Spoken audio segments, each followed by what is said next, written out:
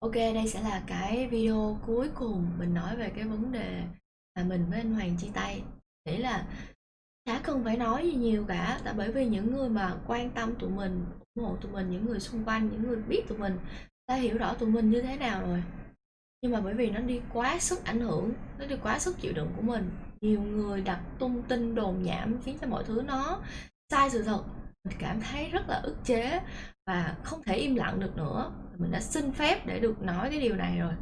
Ok, vấn đề đầu tiên đó chính là cái việc mà những cái fanpage người ta lên tin, người ta lên những cái video cũ cũ ngày xưa của tụi mình, và người ta lấy những cái câu phỏng vấn hoặc là những cái câu nào ngày xưa anh Hoàng trả lời phỏng vấn hoặc là lên game show gì đó, người ta đăng sau cái bài mình với anh Hoàng chia tay, và lấy những cái câu nói, những câu phỏng vấn từ cái đời nào á mà đem đăng lại. Và thậm chí là cái caption của một trong những cái lời bài hát, hoặc là những cái caption vui của mình thôi, cũng không phải là mình tự mình mở miệng ra mình nói nữa. Thậm chí chỉ là một cái câu nói, một cái câu mà mình lấy trên mạng thôi, cũng đem vô làm những cái câu nói mà ngư sát thủ chỉ trích hoặc là trách móc virus nữa. Mình không hiểu mình chỉ trích, mình trách móc ở chỗ nào. Hoặc là những cái câu mà anh Hoàng ảnh đi tham gia game show ảnh nói, các bạn phải hiểu là những cái câu nói đó nó trong cái trường hợp nào, nó trong cái ngữ cảnh nào thì người ta mới trả lời những cái câu nói đó. Mình thậm chí mình còn không biết những cái câu nói đó nó ở đâu ra, cho đến khi mà quá là nhiều người share và lên. Thật ra là mình không bao mình quen anh Hoàng, mình yêu anh Hoàng, ở bên anh Hoàng mình không bao giờ mình quan tâm anh Hoàng nói gì á, mình chỉ nhìn anh Hoàng hành động thôi, tức là mình thực sự mình không quan tâm những cái thứ đấy. Rồi có nhiều bạn rất là nuối tiếc cho thanh xuân của mình, hoặc là chỉ trích anh Hoàng tại sao chọn sự nghiệp như thế này thế kia là bỏ chị Ngân.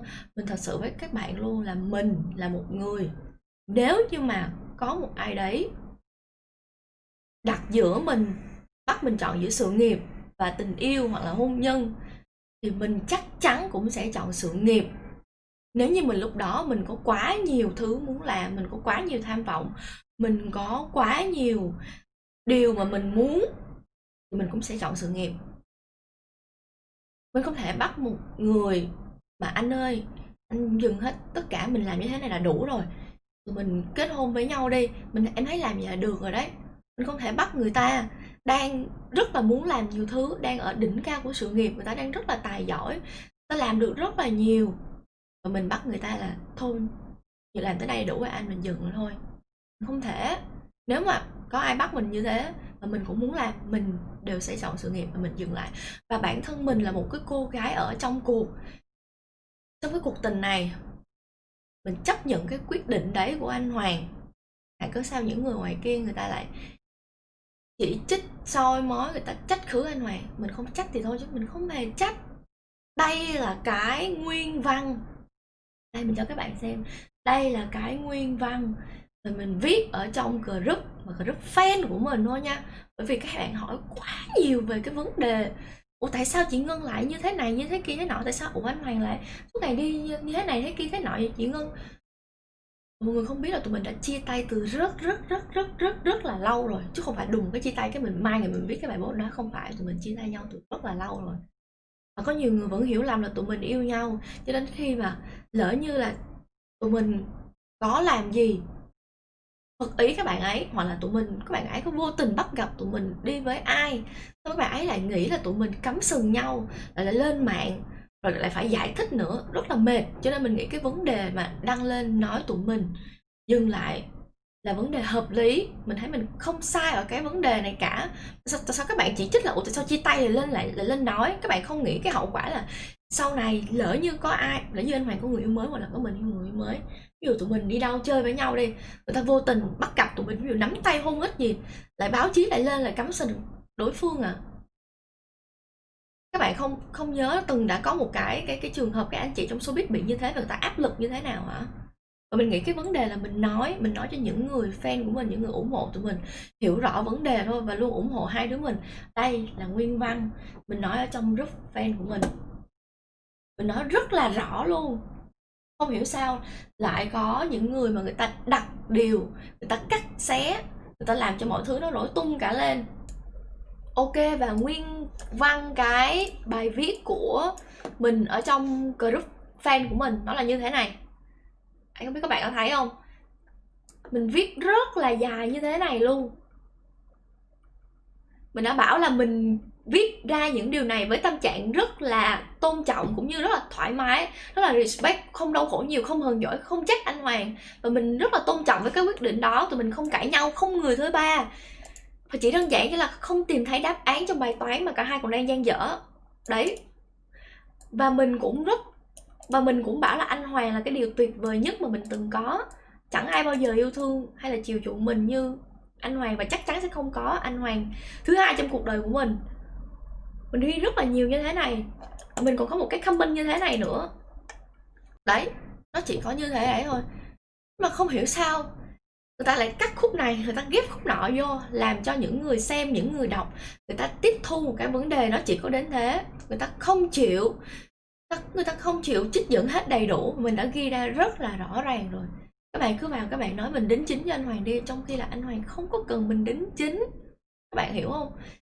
Khi mà cái bài viết mình lên đó, tự nhiên sáng hôm sau tất cả mọi báo lên đều chỉ trích anh Hoàng như thế này, anh Hoàng như thế kia, anh Hoàng là người như thế này, rồi anh Hoàng lấy mất thanh xuân của mình. Trời ơi, mình đâu có cần như thế. Mình rất là ổn, mình đã bảo mình nó ghi rất là kỹ rồi, mong các bạn đọc hiểu cái vấn đề đó chính là mình cảm thấy rất là ổn với cái quyết định đấy. Mình cũng không thể nào mà ở bên hoặc là cưới một người mà khi cưới nhau về rồi mà người ta chỉ có lo sự nghiệp của người ta thôi, người ta không có lo đến mình, người ta bỏ mình ở đấy. Đấy, người ta chỉ lo sự nghiệp, và mình cũng không thể bắt người ta cưới mình về. Xong rồi ví dụ người ta có một cái hoài bão, người ta có một cái ước mơ lớn, người ta muốn làm được nhiều thứ, người ta bỏ hết, ta ở bên mình cũng không bắt người ta như thế. Thật sự mình không phải là một cái con người mà không hiểu chuyện đến mức mà ép người ta như thế. Nên là tụi mình có ngồi nói chuyện với nhau rồi, tụi mình nghĩ cái quyết định này là quyết định đúng đắn cho cả hai bên. Nếu còn duyên còn phận thì tụi mình sẽ quay lại trở lại với nhau. Nếu hết duyên hết phận hết nợ, tụi mình vẫn xem nhau như là những người anh em, những người bạn tốt trong cuộc sống của tụi mình. Tụi mình đã ghi ra rất là rõ rồi. Nếu như mà anh Hoàng có bất cứ một cái vấn đề gì đó ở mình, hoặc là nếu mình có sai cái gì đó, thì cho đến thời điểm bây giờ thì anh Hoàng cũng sẽ không lên tiếng nói tốt về mình hoặc là bảo vệ mình. Và ngược lại, không là các bạn nghe mình nói từng câu từng chữ các bạn hiểu vấn đề. Quay trở lại là có rất là nhiều người bảo là mình ăn cháo đá bát rồi đào mỏ bông ơn bội nghĩa rồi cái cứ. Mình không hiểu sao các bạn có thể dành những cái từ ngữ đó để nói cho một cô gái. Thực sự thấy các bạn rất là tàn nhẫn, và các bạn chỉ việc nói, các bạn lăng mạ người khác, các bạn không biết người khác như thế nào. Và trường hợp ngược lại, các bạn nhận được những lời nói đó, và những lời nói nó không đúng sự thật về các bạn nữa, các bạn sẽ như thế nào? Và những người đưa tin đấy, người ta chỉ biết đưa tin thôi. Bạn có hiểu cảm giác của cái người mà bị như thế? Các bạn làm như thế các bạn không sợ bị quả báo à? Bạn làm như thế các bạn có ăn ngon, các bạn có ngủ ngon không? Các bạn làm gì các bạn cũng phải để đức cho con cái chứ.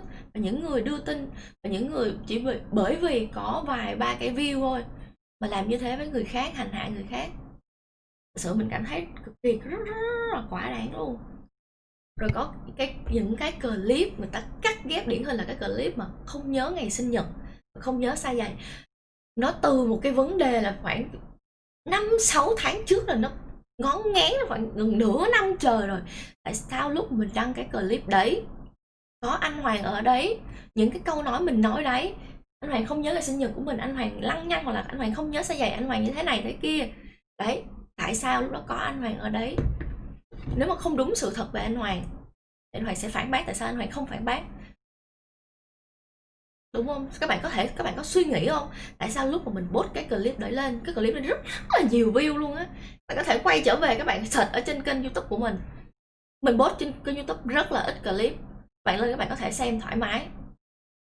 Tại sao lúc đấy người ta không phản bác, người ta không nói gì, những cái bình luận người ta chả có cái gì hết, người ta cảm thấy là rất là for fun với những cái vấn đề đó thôi. Tại mình nhớ không lầm là mình làm cái vấn đề đấy là trong một cái lúc là ở trên mạng người ta cũng hot về cái vấn đề là không nhớ size giày, không nhớ ngày sinh nhật hay cái gì đấy. Đấy. Bởi vì sao anh Hoàng không nhớ? Là bởi vì ngay cả bản thân mình luôn, nhiều khi mình cũng không nhớ hôm nay là ngày mấy, nhiều khi mình cũng không nhớ hôm nay là thứ mấy nữa. Thì ngay cả bản thân anh Hoàng cho đến ví dụ như ngày mai hoặc là ngày mốt hoặc là trong cái tháng này sinh nhật của anh Hoàng cũng không nhớ. Ngày mai tổ chức sinh nhật cho ảnh cũng không có gì bất ngờ cả. Anh không biết ngày mai sinh nhật ảnh hả? Anh không có một cái gì gọi là vui khi mà mình bước sang tuổi mới, không có một cái gì cả. Đó chỉ là một cái hình ảnh đăng lên chúc mừng, ngay cả bản thân ảnh chúc mừng sinh nhật ảnh cho có lệ thôi. Thật sự anh không quan tâm những cái vấn đề đấy. Thì ngay cả bản thân mình đối với ngày sinh nhật của mình thì nó cũng chả là cái gì cả, thật sự.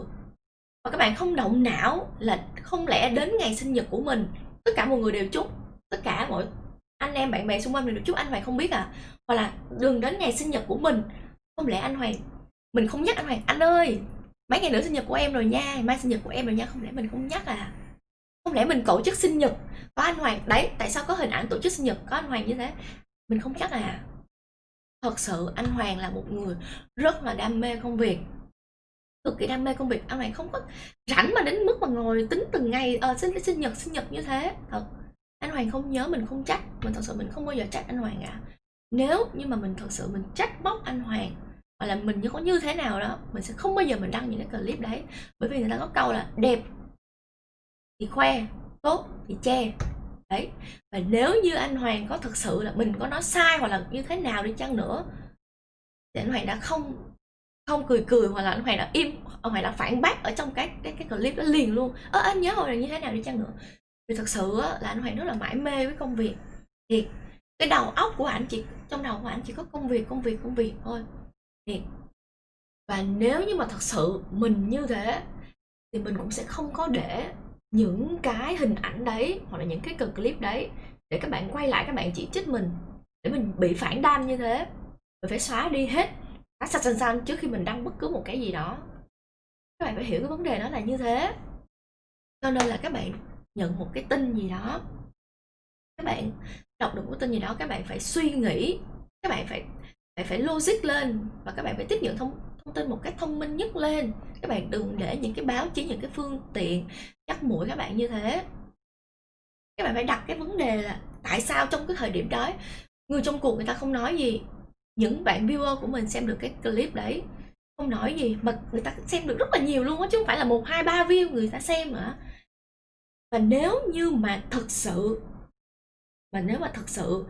mà mình là một người đào mỏ như thế, mình quen anh Hoàng chỉ để lấy tiền của anh Hoàng thôi, thật sự luôn á, thì mình đăng lên những cái món quà mà anh Hoàng tặng cho mình á, hoặc là những cái điều mà anh Hoàng cho mình á, mình đã bảo là cái này mình tự mua rồi đấy, tự thưởng cho bản thân mình. Mình sống ảo thế mình không thích hay sao mà tự nhiên mình phải đăng là anh Hoàng tặng mình cái này, tặng mình cái kia, tặng cái nọ, cái tặng mình cái nồi cơm luôn mình cũng đăng lên nữa.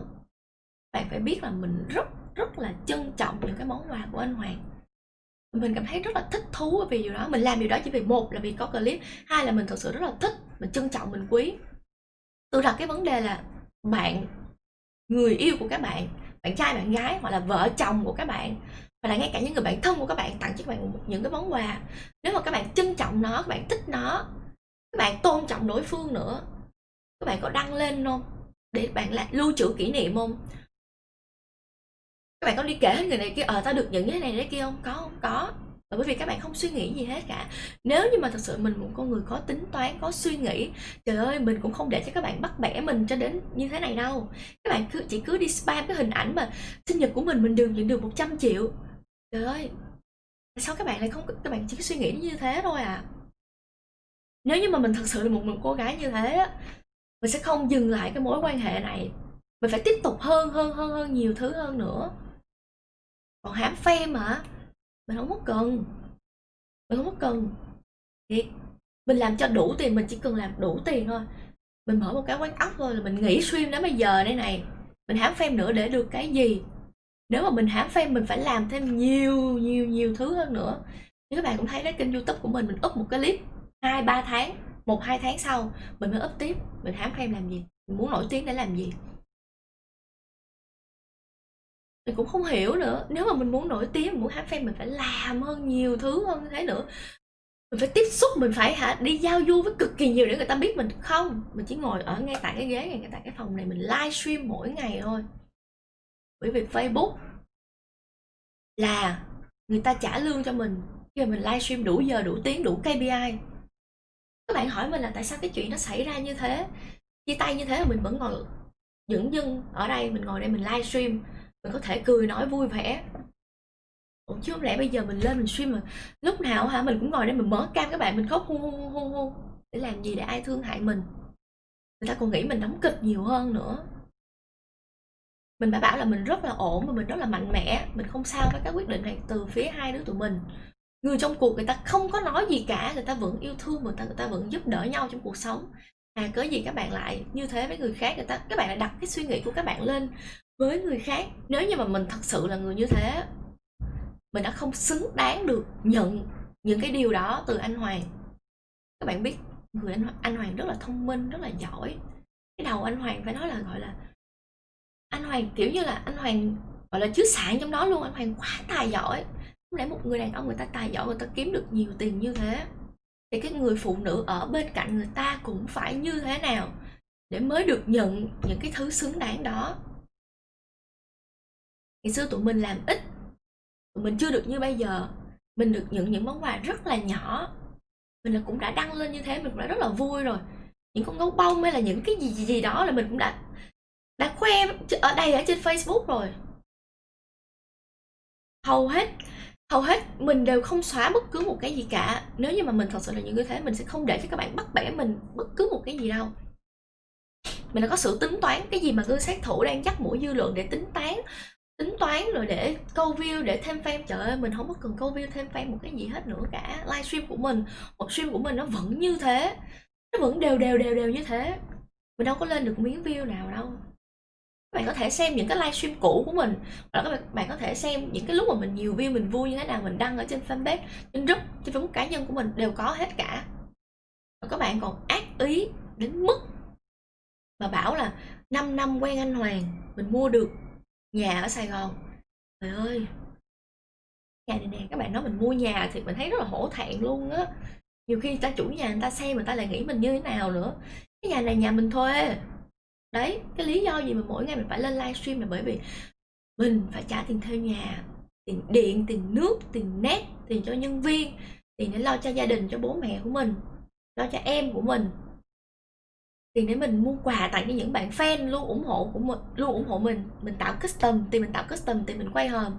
Tất từ những cái thứ tiền đấy đều xuất phát từ cái việc mình ngồi đây mà mình livestream. Bây giờ chỉ vì những cái vấn đề đấy, và mình thật sự rất là ổn nha. Đấy, mình không livestream mà, mình không livestream rồi mình làm gì? Ai cho tiền mình cặp đất mà ăn hả? Từ ngày xưa cho đến bây giờ mình đi làm á, ok có rất là nhiều người không biết mình, nhưng mà các bạn không biết mình nó không đồng nghĩa với cái việc là không ai biết đến mình cả. Có những người người ta không có trong cái lĩnh vực này thì làm sao mình biết mình chơi game như thế này hay cái nọ. Mình cũng không trách các bạn. Ngay từ trước khi anh Hoàng á, là mình đã là một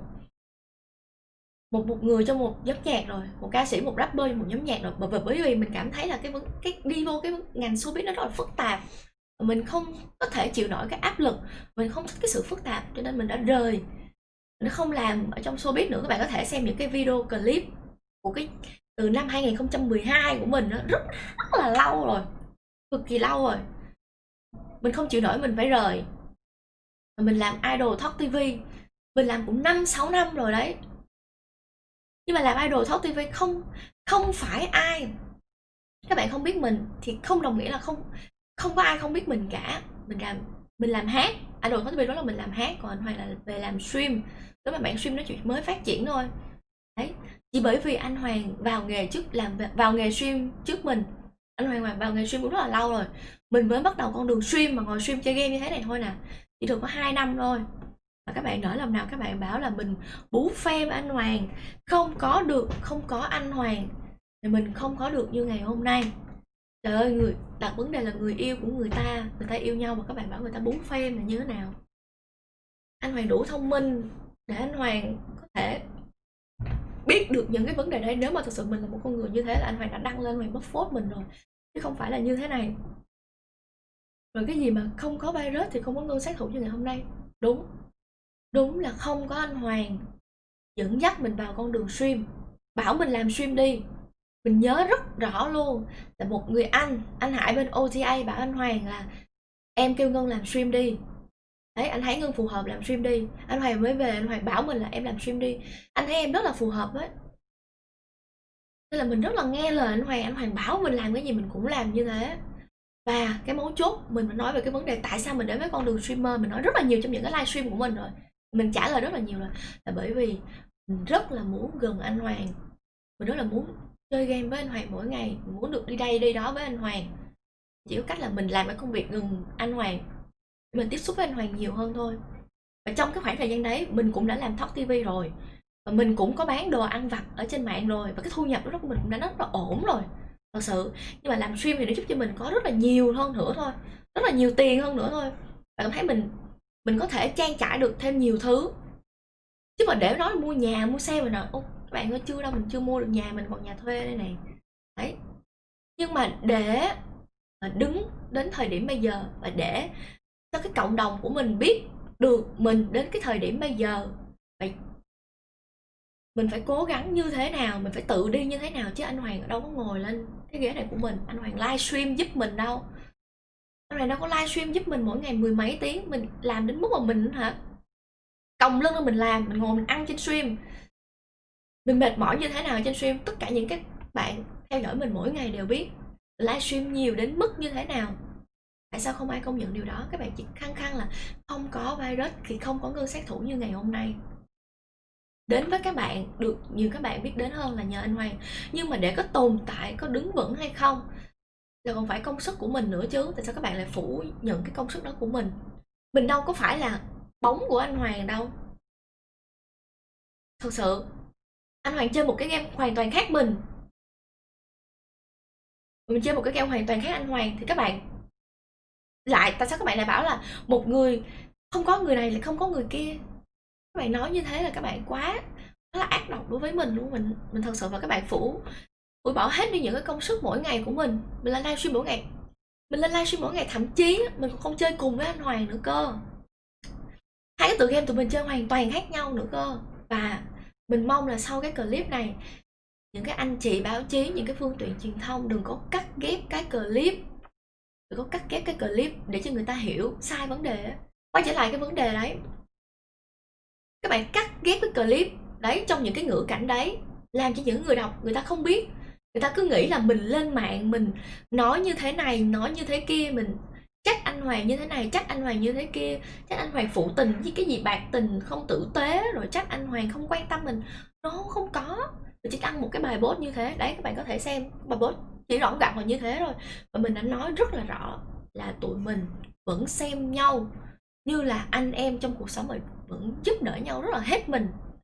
Thật sự, tại sao các bạn không chịu đọc hiểu hết tất cả những cái vấn đề đấy, và các bạn chỉ xem cái clip này cắt cái clip kia, các bạn xem những cái câu nói này xem những cái câu nói kia, và các bạn đi spam hình rồi anh Hoàng chúc mừng sinh nhật mình, anh Hoàng tặng quà cho mình. Trời ơi, các bạn phải hiểu rõ cái vấn đề chứ. Các bạn hãy là một người tiếp nhận thông tin, người đọc, một người tiếp nhận thông tin, một người đọc thông tin thật sự là thông minh. Các bạn đừng có để bất cứ một cái trang nào đó dắt mũi các bạn. Ngay cả những cái người mà làm ở trên nào mình xem ở trên kênh YouTube, mình thấy người ta gửi cho mình rất là nhiều là Ngân sát thủ bị bóc phốt bởi vì virus không quan tâm và sự thật công ơn bội nghĩa cái gì đó. Trời, các bạn đặt điều nói một cô gái như thế, bạn không thấy các bạn quá ác với người khác hả? Người ta còn phải kiếm tiền, người ta còn có tương lai của người khác, người ta còn có tương lai nữa. Không ai muốn mình trở thành một người như thế này cả. Và các bạn làm thế để nghĩ là mình có thêm nhiều view, rồi hai tụi mình làm thế để hai tụi mình được sự chú ý, có thêm nhiều view. Ủa chi vậy? Tự nhiên cuộc sống nó đang yên bình, tụi mình vẫn kiếm tiền đều mỗi ngày. Tụi mình làm như thế này cũng Facebook cũng trả thêm lương cho tụi mình đâu, view tụi mình cũng chả tăng lên được đâu. Các bạn xem cái livestream của mình, các bạn thấy đấy, view vẫn tà đó nữa. Rồi có ông nội nào còn bảo là view của tôi lên 60.000 view lên rất là nhiều. Trời là trời, view của tôi vẫn như thế. Tôi chưa có một cái livestream nào mà lên được 25.000 view nữa cho đến mức 60.000 view. Các bạn đặt điều, các bạn nói người khác như thế, bạn cảm thấy ăn ngon, các bạn có ăn ngon, các bạn có ngủ ngon không? Các bạn cảm thấy vui không? Mình cũng không có rảnh để mình đi đối chức, mình phải đi chất vấn từng người cả. Ngay từ lúc mà mình không có anh Hoàng chơi cùng mình, hoặc là không có anh Hoàng tại thời điểm đấy là mình đã đạt được những cái đấy rồi. Livestream tầm tầm tà bình thường mỗi ngày của mình luôn, mình mở hòm hay mình làm custom đều cũng đã lên được 10 mấy nghìn rồi. Mình stream cũng 2-3k người xem mà. Mấy hôm nay các bạn bảo mình nhiều view hơn đấy, các bạn cứ thử vào các bạn xem, mình vẫn như thế, mình vẫn tà như thế. Mình phải livestream mỗi ngày để mình kiếm tiền chứ không, mình không có dạy gì mình. Nếu mà thật sự mình sai, mình là một cô gái như thế, mình trốn đi bứt cho rồi đi. Ô mình nhục quá, mình không thể nào mình không còn một cái nỗi nhục nào hơn nữa, mình trốn mất chứ không. Mình không có ngồi đây mình trưng cái mặt ra đấy, mình trưng cái mặt ra mình làm cái video này để giải thích cho các bạn. Hoặc là anh Hoàng quá bận bịu, anh Hoàng bận bịu đến mức như thế nào, anh Hoàng bận bịu đến mức không có thời gian livestream mà anh Hoàng còn phải làm video để anh Hoàng nói nữa. Ngay cả lúc mà lên cái tin đấy á, bản thân mình rất là muốn lên để bảo vệ anh Hoàng, bảo là mình đã nói rồi, mình ổn, không có sao cả, mình không có tiếc cái gì cả, các bạn đừng có tiếc hộ cho mình, không có tiếc bất cứ một cái gì cả. Mình không được nói, nhưng các bạn cũng biết là quản lý của mình là Sala, là đang là trợ lý của anh Hoàng, và ít nhiều gì mình vẫn trực thuộc, ít nhiều gì mình vẫn dưới hình ảnh của công ty của anh Hoàng. Mình không được quyền nói ở trong cái thời điểm đấy, bởi vì lúc đấy mình nói là có một số người lại dắt người khác đi theo cái chiều hướng là cô sát thủ tốt như thế này, đáng thương như thế này, tại sao anh virus lại bỏ rồi này kia kia nọ, dắt các bạn đi rất là nhiều thứ, cho nên là mình không được phép nói. Cho đến tại cái thời điểm bây giờ quá sức chịu đựng của mình, các kênh YouTube, những người này những người kia làm clip nói này nói kia, rồi đăng bài tùm lum tùm la hết, dắt mũi các bạn, làm cho các bạn hiểu sai. Mình quá sức chịu đựng của mình, cho nên là mình phải cầu xin quản lý của mình cho phép mình được làm cái clip này để nói một lần cuối cùng. Các bạn xem hết, các bạn nghe hết từng câu chữ của mình, các bạn nghe mình phân tích, các bạn hiểu được tới bao nhiêu thì các bạn hiểu. Sau cái clip này các bạn có tiếp tục ủng hộ tụi mình hay là không, hay là các bạn chỉ trích tụi mình nữa, thì đó là nằm ở phía các bạn. Mình với anh Hoàng đã nói rất là nhiều rồi và giải thích rất là nhiều rồi, và mình nghĩ cái vấn đề chia tay của tụi mình đã bảo là rất là trong êm đẹp, và tụi mình rất là tôn trọng đối phương, tụi mình vẫn dành cho nhau sự tôn trọng, sự ủng hộ. Thì tại sao các bạn lại xuyên tạc cái điều đấy? Tụi mình chưa đủ buồn đầu hay sao mà các bạn phải hành hạ tụi mình như thế? Các bạn phải bắt tụi mình phải như thế này như thế kia thế nọ. Cái lời nói của các bạn đủ sức sát thương để có thể giết chết một con người đó, bạn hiểu không? Hay là các bạn phải muốn tụi mình thân tàn ma dại, tụi mình muốn mình bỏ nghề, muốn tụi mình phải chết dở sống dở các bạn mới chịu nổi. Các bạn làm thế, các bạn có cảm thấy các bạn quá tàn nhẫn, các bạn thấy các bạn quá ác độc với tụi mình hay không? Và em cũng mong là các anh chị nhà báo, báo chí, những cái phương tiện truyền thông, những cái kênh YouTube hoặc là những cái gì đó đưa tin thì làm ơn đưa tin một cách chính xác nhất có thể. Bởi vì ở ngoài kia còn có rất là nhiều người làm nghề, người ta rất là chân chính, người ta đưa tin rất là đúng sự thật. Bởi vì có những cái người lúc nào cũng xuyên tạc sự thật, đưa tin này giật tít câu view, để làm cho một số người ta nghĩ sai về cái nghề của các anh chị. Cho nên là em mong là cái video clip này, dù cái video clip này của em nó có ngắt quãng, là bởi vì em đang quay, nhưng mà cái điện thoại shipper người ta cứ gọi giao hàng hoài à, cho nên không nói liền mạch được. Cho nên là các anh chị đừng có xuyên tạc là em dựng clip, cắt clip như thế này hoặc là như thế này cố tình nổi tiếng. Không, ok, không cần như thế, thật sự không cần những cái thứ đấy. Cho nên là mong là hãy đưa tin một cách chính xác nhất có thể, đừng có giật tít câu view ở trong cái video clip này của em. Và mình rất là mong các bạn xem được hết cái video clip này cho đến cái lời này mình nói, cái lời cuối cùng này mình nói, và các bạn hãy hiểu vấn đề, và các bạn phải hiểu cho mình, hãy hiểu thêm cho anh Hoàng, và các bạn hãy thông cảm, và các bạn hãy chấp nhận với cái quyết định đó của tụi mình. Bởi vì thật sự là tụi mình ở trong cuộc, tụi mình đang rất là ổn với cái quyết định đấy, và tụi mình vẫn là những người anh em tốt với nhau, chả có đứa nào lên tiếng nói đứa nào kia nọ cả. Là mong các bạn hãy sáng suốt, các bạn hãy là một người đọc sáng suốt và thông minh. Cảm ơn các bạn rất là nhiều đã xem video clip của mình.